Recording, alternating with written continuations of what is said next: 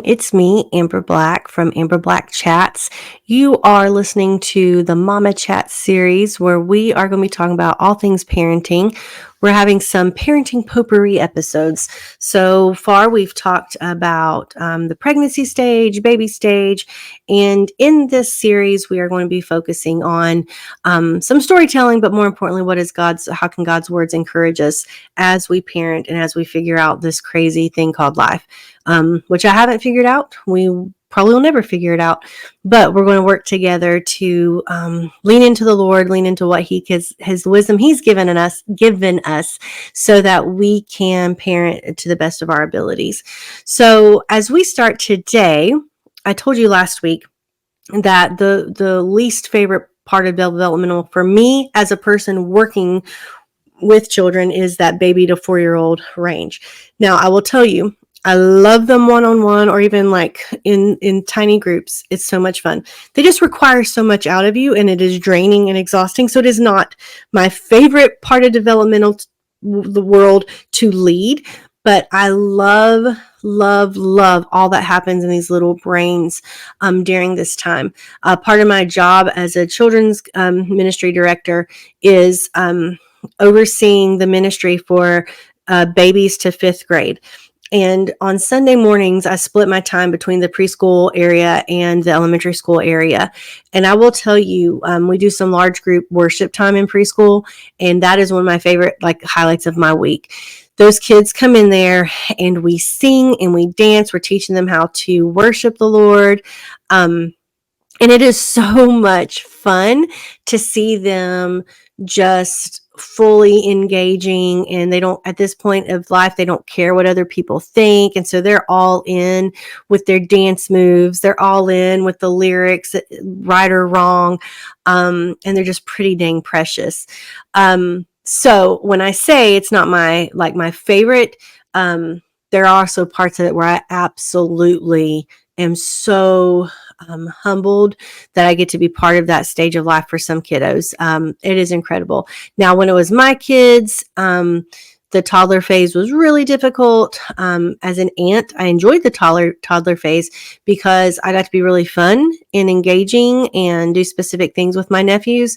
And then they went home, and if they had any behavior stuff, it wasn't on my watch. So I really enjoyed that. Now, when I was a parent, though, there was no break from the mood swing that could happen from your cute, adorable kiddo playing with Play-Doh or dressing up like a princess to the switch that happens that you don't see coming that turns into like a little tornado of evil. So I say that because my kids the toddler years were really, really hard. Cecily was, she's fantastic, but she was born so independent. And so when she, was 2, 3, 4 years old, she figured in her little brain, she had it all figured out. She was going to do what she wanted to do, and I wasn't going to slow her down. So that battle of wills was really fun to navigate, really interesting to try to figure out what do I do with this kid who God has created so uniquely, and with this brave, independent heart, because I want to equip that, and I want to encourage that, because God's given it to her and He's going to use it. However, I have to survive raising her, and I can't have her running the show as a toddler. So that was really interesting. Meanwhile, I have a Titus who was a toddler and was just super sensitive. So, if you look at him the wrong way, he would fall apart. Whereas Cecily would be you look at her the wrong way, she's like, let's go. You want to fight? Let's do this. So 2 kids, same genetic code, very different personalities, very different hearts, very different attitudes, which I think is fascinating. It's probably one of the things I love about studying families and being in family ministry is seeing how the family environment, the family structure affects children, and also seeing they could have the same mama, the same daddy. They can have the same home, the same experiences and opportunities, but they're going to do with those things differently. And it's really fascinating. And I love to study it when it's not my children and I'm not trying to raise them, then it's just exhausting. And what the heck are we doing? And this is probably the phase in life where I most question God's wisdom in allowing me to be a parent. While it was the desire of my heart, most of my doubts came from this phase of my kids' development. It was just really, really, really hard. And as I look back on it now, and I have, my biological kids are 17 and 20, I'm like, okay, God, you knew what you were doing. Thank you so much. But when I was living it, I was like, will I ever be nice again? Because I felt that I was constantly in this mode of instruction and consequence and discipline and reward and like everything. I just felt like I was kind of like always on and never able to just be like, woohoo, mom, which I envied that in other moms that I saw, who just kind of were able to like just be really go with the flow. And I was just not a go with the flow person at that stage of my life. Now, in the time that God has grown me and my faith walk has changed, my spiritual journey has shaped me. I will also say that 42-year-old Amber now would probably not parent exactly the same as 22, 24-year-old Amber. I probably would have like breathed a little bit easier and trusted more in myself, and that God allowed me to be their parent. So like, it's okay. They're going to be okay and I'll be okay. Instead of trying to keep everything so structured that, for my benefit, that I feel like I could keep everything organized. I would loosen up on that now. We don't have to worry about that, however, because I had an emergency hysterectomy a few years ago. So I will not be having any more biological children, but, I hope that it helps me with other people who are raising their children, because it really is my joy and my honor when a family member or a faith family member asks me to be part of their child's journey. It is just so humbling and so gratifying, and I'm just really grateful that God has shaped me into who I am now. But I think that if you saw me when I was the mom of 3-year-old Cecily and newborn Titus, you would have been like, there's some stuff happening in that kid's head. We need to pray more for her. So it is a really, really hard stage of life. So if you are in that phase where you have a toddler, and it is hard work, don't give up.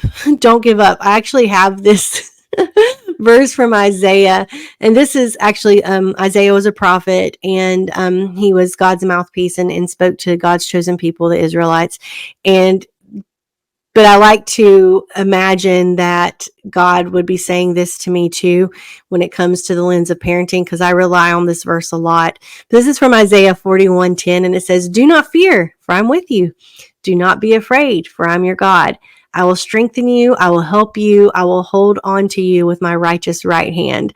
There is a lot of fear in parenting, right? No matter the stage and age and what your kid can and can't do, there's a lot of fear that comes, and worry and anxiety that comes with parenting.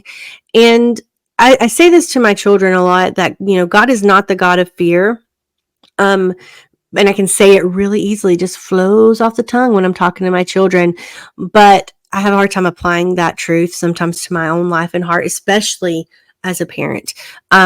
So when they were in this phase of life, in the toddler phase of life, I felt like it's very foundational work. And if you are someone who has ever like served with me or volunteered with me, you've heard me say this, and it's because I believe it with all that's in me. When we are working with children, we are in the foundation laying business. We are setting a solid ground for them, whether that's like faith and biblical, behavioral, how they're starting to like make thought processes, things like that. Like, we're in the foundational laying business when we're tasked with children.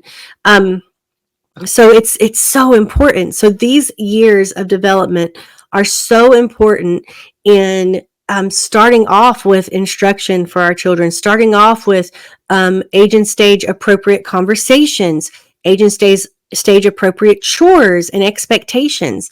Your kids can do so much, and they want to do so much. This is very controversial right now. My son is studying some sociology, and that's what I studied, and I just love it. And I really enjoyed studying about Arthur Bandura, who was a sociologist, who not all of his stuff like I line up with, but the takeaway I had from studying him was like the importance of modeling for our children. How when kids see it, it sticks in their brain and they do it. And we can see that, right? We can see that in our children. There are times you can look at your kid like, or I can look at Cecil like, oh my, that was such an Amber thing. I'm like, oh, for the love of Pete. But it's true. Like they watch us.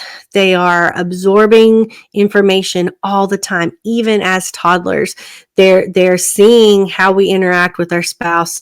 They are seeing how we handle anger. They are seeing how we handle sadness. So we have an opportunity to grow as adults as we parent these little humans. And so I would encourage you that if you're in that toddler stage, and again, I touched on this the past couple of times, but there's this like thing in Western culture right now where like the kids are in charge, and it's all about what the kid wants or doesn't want.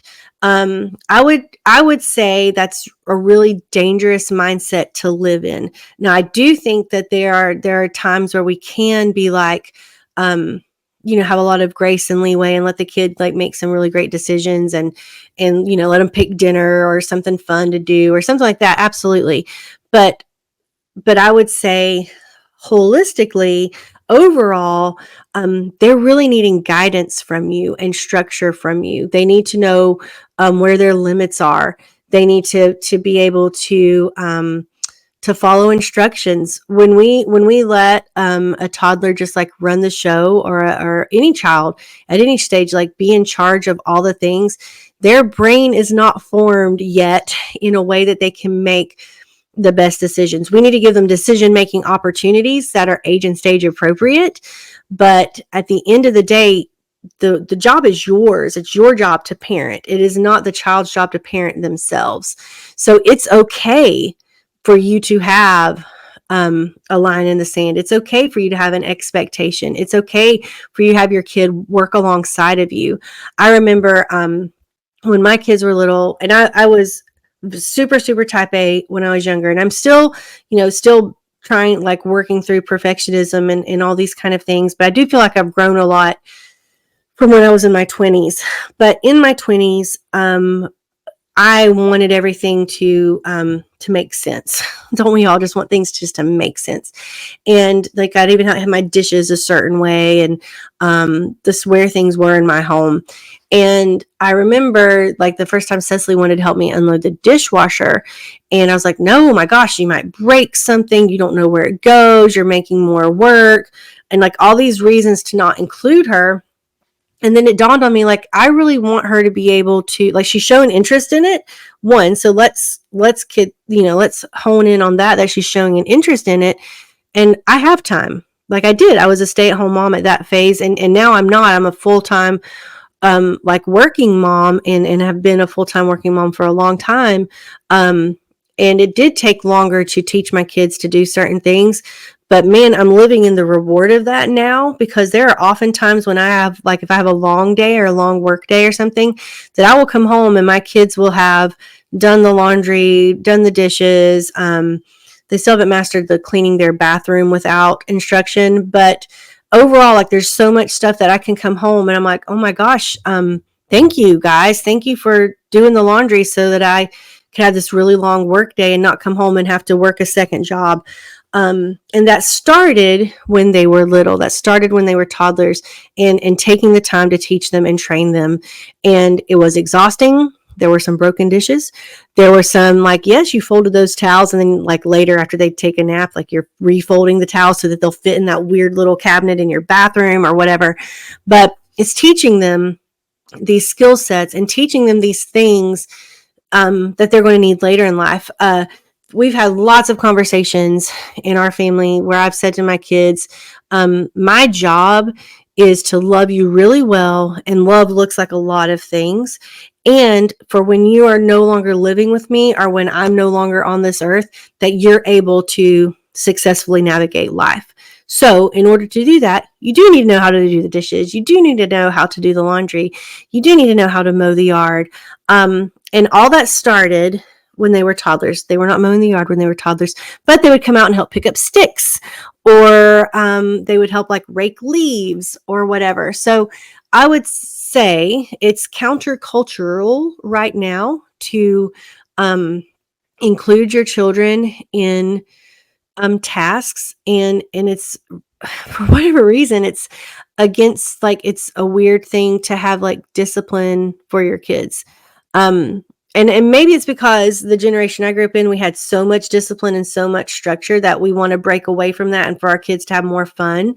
And I do want my kids to have fun, and I would be interested to hear their if you were to ask them like their take on how they were brought up, what they would say from when they were little, how they navigated expectations or whatever. But also saying like everything we did was age and stage appropriate. So like going back to that dishwasher analogy. So I did invest in some of like plastic dishes, like kid-friendly dishes, and moved where dishes went.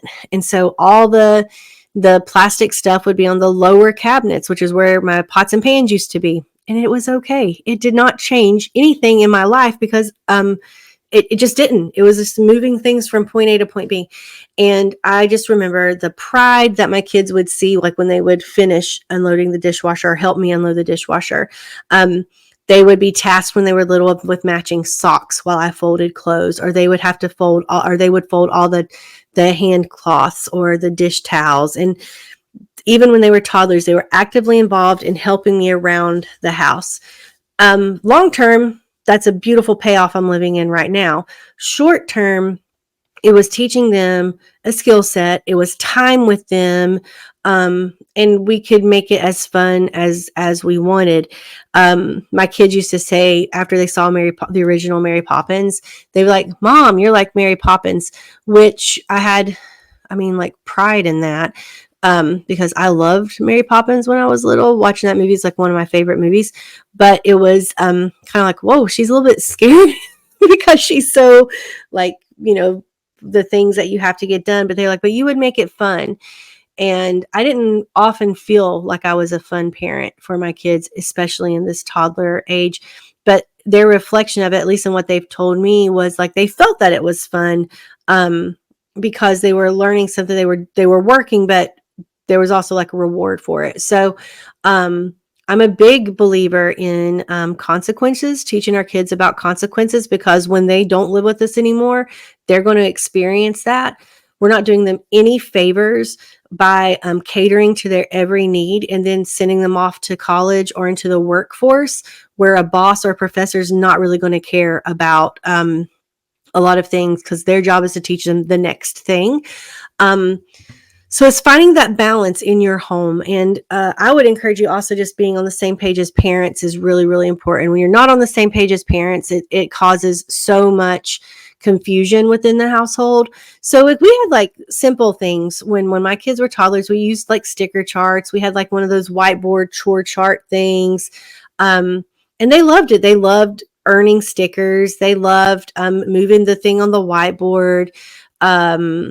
And it was, we also had age appropriate disciplines. So if there was a behavioral issue, or if there was, if we do this, we get to have fun. If you refuse to do this, then you don't get to do the fun thing. Like, it was not, I didn't enjoy doing that per se, but it taught them how to meet an expectation. And if you don't meet it, then there's a trade-off, right? And it's the same for us. Like, I would tell them the same thing for me, if I wanted to have, friends come over on a Friday night, but I hadn't cleaned the kitchen, I'm not going to have friends over because I've got to get this chore done before they come over. And like the kids we would talk about those kind of things, even when they were little, because they're paying attention to everything we do and say. So again, I would say don't be afraid of discipline, and it can look different in your home than my home. I I was brought up one way, and it made sense during that time. But I wasn't the kid that was going to rock the boat when I was little. I was the kid who was going to like meet expectations because I don't want to disappoint my parents. Now, it was very important to me that my kids hear me tell them that it's okay to make mistakes and it's okay to not do everything right. Because I don't want them to they're already wired. One of my kids is really already wired for perfectionism. And so it's like, hey, you're going to mess up and it's going to be okay. So like, and I'm, even if I get disappointed, I'm not going to stop loving you and like really making them understand that I unconditionally love them. More importantly, God unconditionally loves them. And you can work that into day-to-day conversations. So it was important for my kids to have discipline, for them to understand consequences. But also, the Bible instructs it in Proverbs. If you've not read Proverbs is not, I don't think it's like an easy read, because it's just written kind of funky, but there's like these sections where, you can read a section about foolishness and wisdom, and those are strong. And like, where do you fit? Are you the fool or are you the wise person? That can be very convicting. But then Proverbs also has a bunch of one-liners and just like nuggets that you can take away. Like, whoa, they sound simple, but then when you start thinking about it and breaking it down and applying it to your life, you're like, whoa, I needed that wisdom. So in Proverbs 22. We hear this verse. Proverbs 22:6 says, start a youth out on his way, or maybe you've heard us, train up a child in the way he should go. And even when he grows old, he will not depart from it. Now, I think that is a very strong proverb and carries so much weight. Right now in our family dynamic, we're a blended family. My two biological kids and my bonus daughter are believers, and they're active in the faith, and they follow Jesus, and they're growing in him, and it's wonderful. My stepdaughters have walked away from faith. They were brought up in faith. I didn't come into the picture till much later in their life, but right now they're both away from the faith. But what my prayer is for those girls is that they will remember the foundation that their dad set forth for them. And I'm just praying that this proverb comes true, for him to get to see that come true, that what he taught them when they were younger, that they will come back to it. I pray that my kids will continue to follow Jesus, but I also know they are human, and they're going to come to crossroads over and over in their life where they're going to have to make their faith choice and their spiritual journey choices.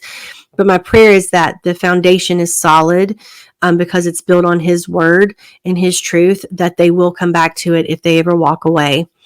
In Proverbs 22:15, I think this one could probably be controversial to people if we wanted it to be, but it says, foolishness is bound up to the heart of a youth, or to the heart of a child.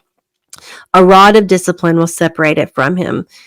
I believe that the generation that parented my generation was a big believer in the rod of discipline. I didn't get very many spankings, but the ones I got, I can remember vividly. And what I remember more than the pain of the spanking was the disappointment I could see in my parent or my grandmama who gave me the spanking. And so I'm going to be really transparent. When Cecily was in this stage, she was and is so strong-willed and so independent that giving her a spanking was useless. It did not redirect her. It did not get her attention. She would look at me like, is that all you can do? I mean, like, unimpressed by me. And I'm like, are you kidding? My hand is stinging. And like, I feel instantly horrible that I've done this. And she's like, okay, are we done? She did not care. It did not register. It did not help her learn that what she had done needed correcting. It did not. It was more of like okay, well, if that's all you got, you're weak. I'm moving on. I'm still going to do what I'm going to do. So what worked with Cecily when she was little was socializing. So and she was a social butterfly when she was little. So if there was a behavior or something happening, and or like disobedience, um, uh, yes, she was independent, but she was not equipped to make all the decisions. She was not able to make safe choices or long-term choices that were going to benefit her. They could have harmed her. And so I'd have to step in, and I would take away something, like take away going to a birthday party like when she was 4, or not getting to go to Awana's or something, because that was the only way that communicated with her, like, because of this happened. If I want to do this fun thing, I have to do this thing that is not fun. And learning that balance, and learning cause and effect, learning natural consequences, learning there's an expectation of behavior that's appropriate and not appropriate for our house. But then that also meant for church, for going to her grandparents' house, for getting her ready for the school system. She had to be able to fit in some norms, some social norms that would keep her safe and keep other kids safe. With Titus, spanking would have just dissolved him into oblivion. Like, it would have hurt him more than helped him. With Titus, what worked was, like, he would lose a toy. He was emotionally attached to, like, every toy he ever had. And so he would lose a toy, and then he would earn it back. So I say that, not that I did everything right or well or perfect, because I messed up a lot in this stage. But I will say, like, if you have multiple children, or if you parent one way and you have a friend or a sister or somebody that parents differently, the same stuff doesn't work for every kid, right? So it's okay to try things and not work, and try something else. That is okay. What matters is that you remember that your child, as the book of Proverbs says, foolishness is bound up in the heart of the child. That just means they don't know what to do yet. They are impulsive. They are egocentric. That's just how they are. Because they're learning. They haven't lived the life experience that you have. They haven't had to deal with consequences yet. So, like, this is a learning. It's all learning. So to remember that you've been tasked with, where it says the rod of discipline will separate it from him, separate the child from foolishness. That rod of discipline, I would encourage you, like, what does that look like in your family? Discipline means lots of different things. So we would earn things, but then there was other things that were just given because I just love you, and you're getting this just because you're loved. But there's other things, like big things or expensive things. They're like, oh, that's a big one. We're going to have to earn that. But, oh, we went out for ice cream just because I love you. So not everything, do you know what I mean? Not everything is tied to an action or has to be reward centric. But there are times that your kid really has their eye on a Pokemon card set or a stuffed animal or whatever. That could be an opportunity for, like, okay, so you really like that stuffed animal. Oh, I like that too. I hope that you can get that. That one is really special. So we're going to use this thing. And after you get 10 checks or 10 smiles or 10 stickers, we're going to take that and get that stuffed animal. And while you earn that stuffed animal, oh, I got you your favorite cereal, like those kind of things. Give yourself a lot of grace as you figure out what works for each of your kids, and be okay with it doesn't all look the same. And don't compare yourself to other parents. They are raising different sinners. You've got your own set of sin at home. They've got their set of sin at home. And what you see on a Sunday morning or on an Instagram post is not the full picture. But I would encourage you, if there's a mom or dad that you're like, hey, I like how they rock and roll, or I really like to see how their kids interact with other kids, talk to them, ask them, hey, what's working for you? What's not working for you? And as always, and I'll say this every time, when you are looking at resources, whether it's books, podcasts, teaching series, YouTube videos, whatever, if you are a follower of Jesus, it is more important that you are getting Christ-centered, Bible-centered material that is going to look at parenting through the lens of the gospel. And I would remind you, as you struggle with raising toddlers, put yourself in that position as you think of God as your father. Think of how God disciplines you. Think of how God delights in you. Think of how God redirects you. Isn't that beautiful that the God of the heavens and the earth, that the God who knows our beginning and our end, that the God who loved us so much that he gave up his baby to save us, he wants that parent-child relationship with us. He wants us involved with him. He wants us to involve him in our parenting. So when you think about, oh, this toddler is making me crazy. I can't believe she's already back talking. I can't believe this kid keeps hitting or biting or whatever. Oops, sorry, didn't mean to hit my microphone. Give yourself like a time to redirect, like, oh, what am I doing right now as an adult? Where God's like, come on, you've got the skill set. You can do it. Like, stop biting, stop hitting, stop doing whatever it is that is limiting your blessing from the Lord because you're so wrapped up in something else. When you parent with so much grace, because they are learning and you are learning how to parent as they are learning how to grow. Just so much grace is necessary. And I'm going to always preach for have fun, celebrate the wins when you have them, celebrate them up, enjoy it. Like potty training, blow it up. A kid who you could see them like, oh, he wants to hit his brother, but he doesn't. Like, oh, you made such a good choice. I'm so proud of you. Like, celebrate the wins. Give yourself grace when you set a boundary or when you have to issue discipline. Give yourself grace. Think about right now you're in this moment, but you are setting them up for their whole life. You are setting them up to be a child who loves well, who follows instruction, not just from other people, but from the Lord.